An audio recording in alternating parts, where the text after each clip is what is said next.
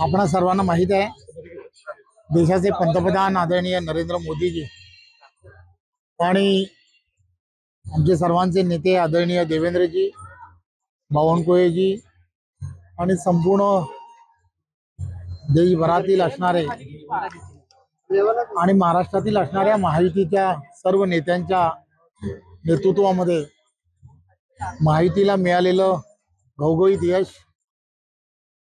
हे आपण सर्वांना माहित आहे। आणि या सर्व प्रकारानंतर पुन्हा एकदा जनतेची सेवा करायला महायुतीचं सरकार पुनर्स्थापन झालेलं आहे। जनतेची सेवा अखंड अविरतपणे अशीच चालू राहो आणि महाराष्ट्रातील सर्व जनतेला चांगलं आरोग्य लाभो। त्याचबरोबर जी विविध कामं जी प्रलंबित आहेत, ती प्रलंबित कामं ती महायुतीच्या सरकारमधील असणारे आदरणीय देवेंद्रजी असतील, एकनाथराव शिंदे असतील, आदरणीय अजितदादा असतील आणि संपूर्ण मंत्रिमंडळ हे एक मुखाने त्या सर्व जनतेच्या कामांना योग्य प्रकारे मार्गस्थ करो असं आईच्या चरणी साकडं घातलंय।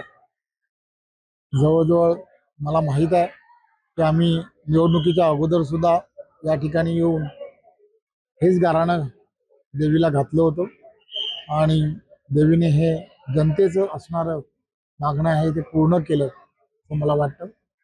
आणि मला खात्री आहे की येणाऱ्या या संपूर्ण 5 वर्षामध्ये या भागातील असणारे, महाराष्ट्रातील असणारे अनेक प्रश्न, मग ते विजेच्या संदर्भातला असणारा प्रश्न असेल किंवा त्याचबरोबर इथे असणारे अनेक मराठवाड्यामधील असणारा पाण्याचा प्रश्न असेल, दुष्काळग्रस्त भागामध्ये असणारी पाण्याची टंचाई असेल, या सर्व गोष्टींना एक चांगलं असा उपाय आहे महायुतीचं सरकार नेतृत्वामध्ये करेल देवेंद्रजीच्या, याची मला पूर्ण खात्री आहे। मंत्रिमंडळाचा विस्तार झालेला आपल्यावर एखादी विशेष जबाबदारी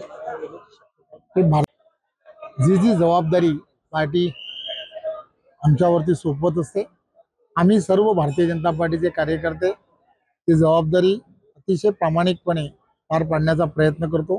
जी जबाबदारी यानंतरही पार्टी देईल ती जबाबदारी अतिशय चांगल्या पद्धतीने पार पाडेल, यात काही शंका नाही।